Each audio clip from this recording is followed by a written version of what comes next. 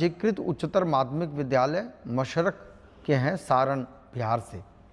इनका कहना है कि आदरणीय अपर मुख्य सचिव शिक्षा विभाग बिहार सरकार को मेरा सादर प्रणाम। मेरा कहना है कि इस शिक्षा कोष पर विशिष्ट शिक्षकों हेतु क्षतिपूर्ति अवकाश का विकल्प नहीं दिया गया है, जबकि नियमित विद्यालय के अध्यापकों को क्षतिपूर्ति अवकाश का विकल्प दिया गया है। ये इस संबंध में क्यों भेदभाव किया गया, इसके संबंध में?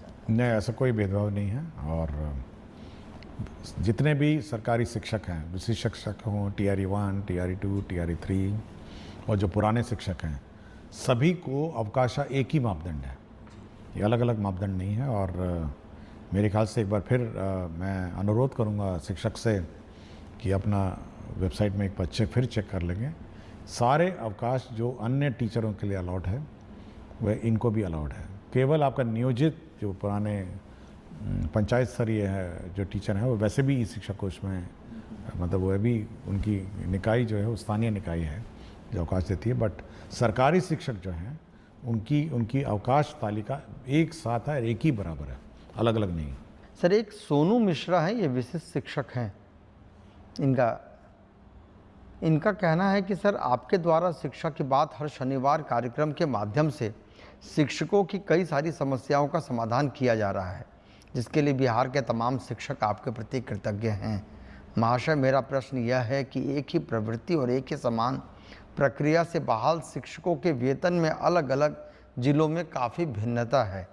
आपसे अनुरोध है कि जैसे आपने विभिन्न समस्याओं का समाधान किया है, ठीक उसी प्रकार वेतन निर्धारण की समस्याओं का भी निराकरण करने की कृपा करें। देखिए, मेरी जानकारी में है ये बात कि वेतन निर्धारण में भी इश्यूज हैं, और हम लोग कोई इस प्रकार का कोई बॉडी बनाएंगे जिनको भी वेतन निर्धारण में आपत्तियां हैं वो वहाँ जाके अपील करेंगे। तो ये बात मेरे संज्ञान में है कि वेतन फिक्सेशन और वेतन का जो इसमें इश्यूज हैं ये है, क्योंकि बहुतों को केवल मूल वेतन पे वेतन मिल रहा है। ये भी मेरी जानकारी में, क्योंकि सिस्टम में दिखता है कि मूल वेतन पे आप है, लेकिन जो इंक्रीमेंट्स हैं ये सब है, ये सब नहीं लग रहे हैं। तो इसको हम लोग जैसे ही ये लोग टीचर्स ज्वाइन करेंगे अवकाश के बाद, और कुछ लोग तो नए स्कूलों में ज्वाइन करेंगे, एक बार इसको हम लोग फिर रिजॉल्व करने की कोशिश करेंगे। अभी हम लोग की जो ताबड़तोड़ व्यवस्था है वो ये है कि कम से कम लोगों का वेतन शुरू हो जाए। किसी का प्रान नंबर गलत हो रहा है, किसी का आधार मैपिंग गलत हो रहा है, और ये सब बहुत अभी इश्यूज अभी भी हैं। और सक्षमता के साथ इश्यूज हैं, TRE 1 के साथ इश्यूज हैं, किसी ने कुछ प्राण भर दिया, किसी का कुछ प्राण है। तो ये अभी फायर फाइटिंग इसी में चल रही है।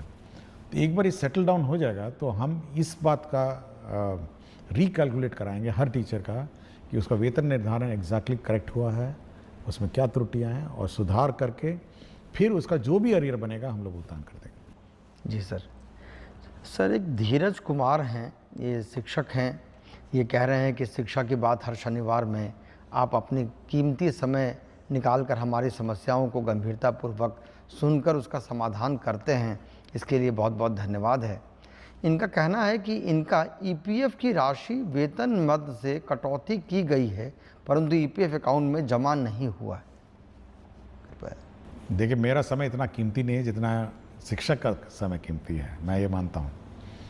देखिए, शिक्षक का समय इसीलिए कीमती है कि वो जब समय अपने स्टूडेंट्स को देता है, जो भी देता है या जो अपना समय देती हैं, तो उसका कैरियर और उसका भविष्य बनाती है। तो बहुत टीचर का समय बहुत कीमती है, और ये मैं मानता हूँ। और जो पुराने क्वेश्चंस में मैंने देखा कि व्यर्थ में बैठे रहते हैं, तो बड़ा बड़ा दुख होता है ये सब सुन के। तो मेरा इसलिए हमेशा मैं मानता हूँ कि टीचर का समय सबसे कीमती है, उसको स्कूल में बिताना चाहिए और स्कूल में उसको पढ़ाना चाहिए। जहाँ तक EPF की बात है, मैं वो जैसे पिछले प्रश्न में मैंने आपको कहा, एक बार ये फाइनली एक बार सेटल डाउन हो जाए तो पुराने जो विशिष्ट शिक्षक शायद EPF वाले थे तो हम लोग ये रिकैलकुलेट करेंगे कि EPF में कितना बकाया है, और ये इंश्योर करेंगे कि मतलब इसी महीने कम से कम EPF क्योंकि प्रक्रिया है, तो इसी महीने कम से कम EPF का हम लोग सुनिश्चित करेंगे कि EPF की कटौती अपने अपने अकाउंट्स में चली जाए।